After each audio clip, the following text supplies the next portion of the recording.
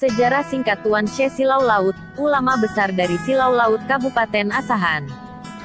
She Silau Laut merupakan salah seorang ulama besar kenamaan di daerah Asahan, Sumatera Utara. Namanya diabadikan menjadi nama jalan di daerah Asahan. Silau Laut sendiri merupakan nama sebuah kawasan, saat ini kecamatan, di Kabupaten Asahan. Tuan She Silau Laut bernama lengkap Syekh Haji Abdurrahman Urahim bin Nahoda Alang Batubara. She Silau Laut dilahirkan di daerah Batubara, sekarang Desa Tanjung Mulia Kecamatan Tanjung Tiram Batubara, Sumatera Utara, pada tahun 1858 atau 1275 Hijriah. Ayahnya bernama Nahoda Alang bin Nahoda Ismail, keturunan dari Tukangku Mudik Tampang keturunan dari Tukangku Batuah yang berasal dari daerah Rau, perbatasan Mandailing Natal dengan Sumatera Barat. Gelar, Nahoda. Di awal nama ayahnya itu profesinya sebagai nahoda di sebuah kapal tongkang miliknya sendiri. Kapal itu digunakannya untuk membawa barang-barang dagangan antar pulau, bahkan hingga ke Semenanjung Malaya atau Malaysia. Ibunya bernama Naerat berasal dari Kampung Rantau Panjang, Kecamatan Pantai Labu Deli Serdang, Sumatera Utara. Beliau adalah anak ketiga dari 4 bersaudara, yaitu Abbas, Siti Jenab, Abdurrahim. Sejak kecilnya, Abdurrahman dikenal memiliki sifat pemberani, berkemauan keras, pendiam, cerdas dan tekun belajar. Ketika berumur 6 tahun, orang tuanya memasukkannya belajar mengaji pada salah seorang guru di Kampung Lalang Batubara. Saat itu pribadinya mulai nampak sebagai ciri-ciri anak yang saleh. Sebab selain belajar agama dan mengaji, ia sering pula berkholwat, mengasingkan diri untuk berzikir mengingat Allah Tuhan Maha Pencipta. Ia suka berkholwat sejak usia 15 tahun. Setelah menginjak dewasa sekitar 17 tahun, Abdurrahman ingin memperdalam ilmu Islam. Dengan memohon izin kepada kedua orang tuanya, ia pun pergi merantau ke daerah asal para pendahulunya di Minangkabau, tepatnya di Bukit Tinggi. Di sana, ia berguru kepada seorang ulama yang cukup dikenal ketika itu bernama Syekh Jambek.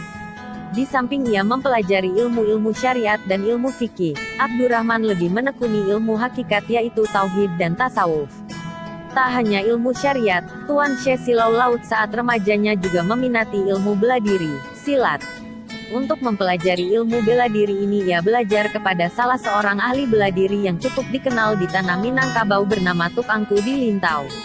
Dalam usahanya untuk membekali dirinya dengan ilmu bermanfaat, She Silau Laut juga belajar ke Aceh, namun belum diketahui daerah dan gurunya tempat ia belajar. Saat usia remaja itu, She Silau Laut merasa masih kurang puas dengan ilmu yang dimilikinya. Tidak lama setelah ia pulang dari Minangkabau dan Aceh, salah seorang paciknya bergelar Panglima Putih membawanya merantau ke negeri Fatani, Thailand. Atas restu kedua orang tuanya, ia pun berangkat untuk menambah ilmu agama Islam. Di dalam pelayarannya, Abdurrahman muda, She Silau Laut menunjukkan kemahirannya dalam ilmu silat kepada para penumpang kapal. Ia tidak mengetahui kalau di antara mereka ada rombongan Sultan Kedah yang akan pulang ke negerinya. Di negeri Fatani, Abdurrahman muda belajar kepada salah seorang ulama yang cukup dikenal. Ula ini bernama Syekh Wan Mustafa dan anaknya bernama Syekh Daud Fatani. Selama berada di sana, Abdurrahman lebih banyak belajar ilmu tauhid, ilmu tasawuf dan ilmu hikmah, ketabiban. Di samping belajar, ia ditugaskan gurunya pula untuk mengajar. Ketika berada di Fatani, ia didatangi utusan dari Kedah dengan maksud mengundangnya datang ke negeri Kedah.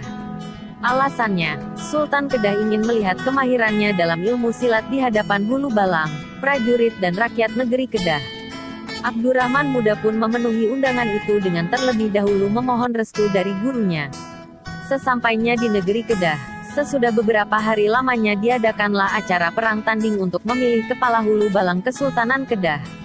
Abdurrahman yang sengaja diundang untuk perang tanding tersebut, berhadapan dengan Panglima Elang Panas yang berasal dari Siam. Dengan kuasa dan izin Allah, Abdurrahman muda menang dalam perang tanding tersebut. Lalu, Sultan Kedah pun menawarkannya untuk menjadi kepala hulu balang Kesultanan Kedah. Abdurrahman menerima tawaran itu, kemudian ia dinobatkan dan menjabat selama 7 tahun berturut-turut. Menurut riwayat, beliau menerima gaji Rp60 setiap bulannya. Dalam perantauannya di Fatani dan Kedah, beliau sempat pula belajar di Kelantan. Abdurrahman menyadari bahwa cita-citanya semula adalah untuk menjadi seorang ulama yang akan mengembangkan agama Islam dan mengabdikan ilmunya di tengah-tengah masyarakat negerinya. Maka dari itu, ia meletakkan jabatannya sebagai Kepala Hulu Balang Kesultanan Kedah lalu ia pulang kembali ke negeri asalnya di Batubara dijemput abangnya bernama Abbas.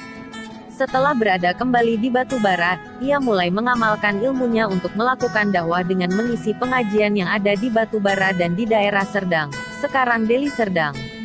Beliau dikenal masyarakat dengan panggilan Lebay Deraman. Ketika berdakwah di daerah Serdang, ia mengakhiri masa lajangnya dengan menikahi seorang gadis Serdang bernama Maimunah. Sewaktu berada di Serdang beliau mengatasnamakan alamatnya melalui kemenakannya Mufti Ahmad Serdang. Dan waktu senggangnya diisinya dengan berkholwat di seberang Sungai Serdang, sekarang Sungai Ular. Pada masa Abdurrahman berdakwah dan menghidupkan pengajian di Batubara dan Serdang, sebagian besar muridnya saat itu adalah nelayan.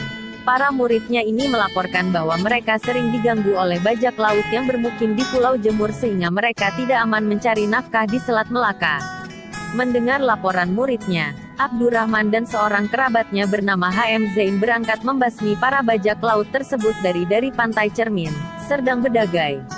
Tuan Syekh Silau Laut selain berguru kepada Tuan Baki dari Langkat, Kedah, Kelantan, dan Fatani, beliau juga menuntut ilmu ke Makkah selama 7 tahun.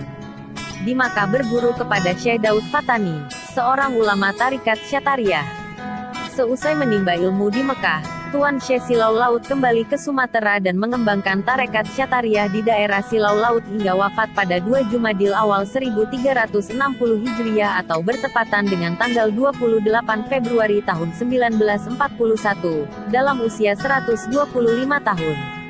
Tuan Syekh Silau Laut dimakamkan di Desa Silau Lama Kecamatan Silau Laut. Di dekat makamnya terdapat makam sang istri bernama Hajah Maryam dan 2 anaknya yaitu Syekh Muhammad Ali dan Haji Abdul Latif. Semasa hidupnya beliau adalah tokoh yang tidak hanya dihormati anggota jamaah Syatariyah, namun para bangsawan Serdang maupun Asahan memberi perlakuan khusus terhadapnya.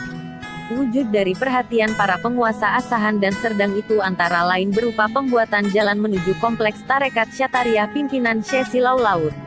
Awalnya adalah jalan setapak yang dirintis oleh Sultan Asahan yang kemudian diperlebar dan diperkeras atas bantuan Sultan Serdang. Hingga saat ini, masih banyak orang yang datang berziarah ke makam beliau tersebut. Sosok beliau tetap dikenang dan dihormati sebagai tokoh yang sangat berjasa dalam menyebarkan Islam di tanah Melayu, khususnya di Kesultanan Asahan. Para penziarah itu datang dari berbagai daerah, termasuk dari negara-negara tetangga seperti Thailand, Malaysia, dan negara lainnya. Semoga Allah Subhanahu wa Ta'ala membalas segala amal ibadah dan jasa beliau dengan pahala yang tak terhingga. Amin.